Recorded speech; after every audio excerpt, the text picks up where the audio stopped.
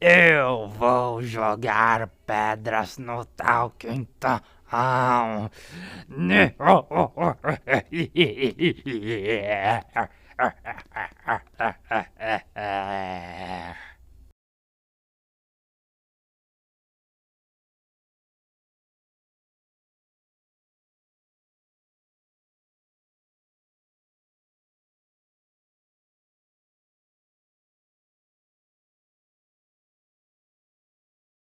Ai, isso doeu, João de Pedra. Como você ousa jogar pedras em mim? Você sabe que isso dói. É isso, vai para sua casa agora, enquanto eu estou ligando para o Tom.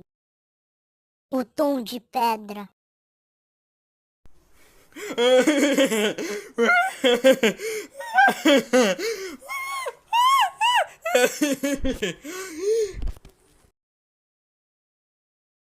João de Pedra, como você ousa jogar pedras no tal quintão? Você sabe que isso dói e agora você vai apanhar de chinelo.